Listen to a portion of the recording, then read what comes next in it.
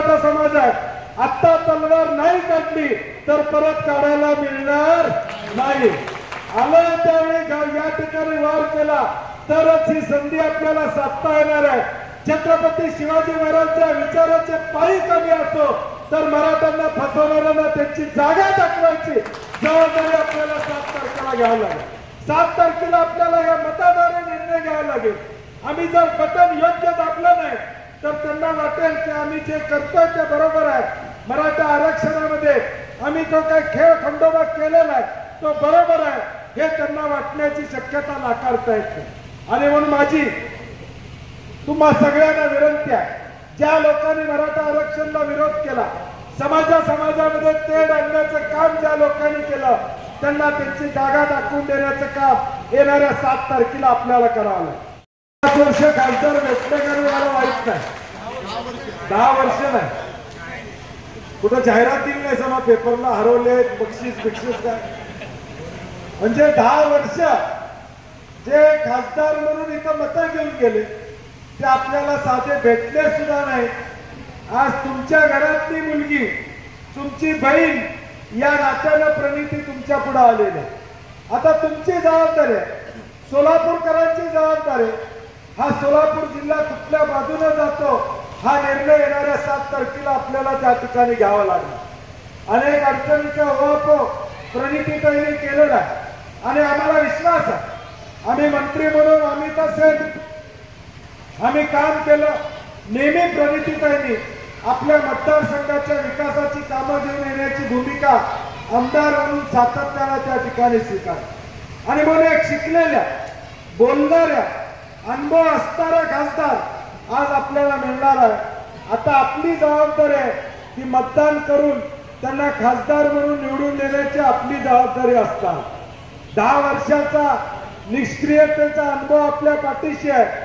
आता पुढच्या 5 वर्षाचा, 10 वर्षाचा, 20 वर्षाचा पुढच्या काळातला विकासाचा अनुभव आपल्याला घ्यायचा असेल तर फक्त आणि फक्त प्रणितीताईच खासदार झाल्या पाहिजे ही भूमिका आपल्याला त्या ठिकाणी स्वीकारावी लागेल.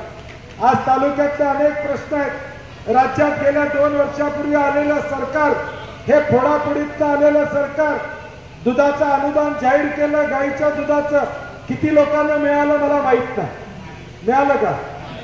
अटीच एवढ्या घटल्यात की ते 5 रुपये येता आमचे 50 रुपये संपले. म्हणजे मस घेतली होती दुधाला, आता व्याला आली तरी 5 रुपये काय मिळालं नाही. अशी आमची परिस्थिती दुधाच्या अनुदानाची त्या ठिकाणी झाली. हे फसवा सरकार, ज्या सरकारनं नुसत्या घोषणा केल्या काही केलं नाही, या पद्धतीचं हे सरकार आहे. मराठा आरक्षणाचे निर्णय झाले, कोण कोर्टात जाते नावं तुम्ही बघा. कुणाच्या संबंधित आहे ती माणसं जी कोर्टात जातात ती जाहीरपणे सांगतात की आम्ही आमच्या नेत्याच्या जवळ आहोत. हे फडणवीस साहेबांचं नाव सांगतात की आम्ही यांच्या जवळ आहोत. तीच माणसं कोर्टात जातात, हे आरक्षण थांबवायचं काम त्या ठिकाणी करतात. मग नेमका आरक्षणाला विरोध कुणाचा आहे हे लोकांना आता लक्षात आलेलं आहे. आणि म्हणून माझी विनंती आहे की अनेक जाहीरनाम्यातले मुद्दे अमित देशमुखांनी आपल्या समोर सांगितले. विशेष करून महिलांना, गरीब महिलांना महिन्याला 8,500 म्हणजे वर्षाला 1 लाख रुपये काँग्रेसची सत्ता आल्यावर तुमच्या अकाउंटवर डायरेक्ट त्या ठिकाणी मिळणार.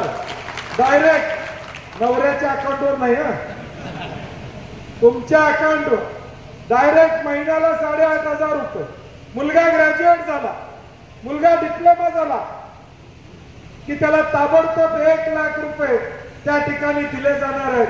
या पद्धतीचा निर्णय आमचे नेते राहुल गांधींनी घेतलेला अनेक आणि तो पक्का निर्णय काँग्रेसच्या बाजूने घ्यायचा आहे. या भूमिकेतून आलेले सर्व बंधू भगिनी आणि तरुण मित्र, आपल्या उमेदवार आमच्या लहान भगिनी प्रणितीताईंसाठी ही सभा आयोजित करण्यात आलेली आहे. वातावरण देखील त्या पद्धतीचं आहे. सोलापूरमधून अनेक लोक कोल्हापूरला येतात आणि येणारा प्रत्येक जण सांगतो की साहेब सोलापूरकरांनी ठरवलेलं आहे यावेळी प्रणितीताई खासदार होणार म्हणजे होणार. आणि एकदा सोलापूरकरांनी ठरवलं असेल तर मला काय अडचण वाटत नाही. आता कुणीतरी मला व्हिडिओ दाखवला विरोधी उमेदवाराचा. उमेदवार बसले 6 खुर्च्या आहेत, पुढे 9.5 खुर्च्या आहेत. जवळ 6 खुर्च्या आहेत, पुढे 9.5 खुर्च्या आहेत. माणसं नाहीत अशी उमेदवाराची विरोधी पक्षाच्या परिस्थिती त्या ठिकाणी. आणि ज्या कर्तृत्वान भगिनीनं आमदार म्हणून या सोलापूरमध्ये चांगल्या पद्धतीचं नाव केलं, चांगल्या पद्धतीनं काम केलं, त्याच भगिनीला आज मुंबईतून दिल्लीत पाठवायची संधी आपल्याला त्या ठिकाणी आलेली.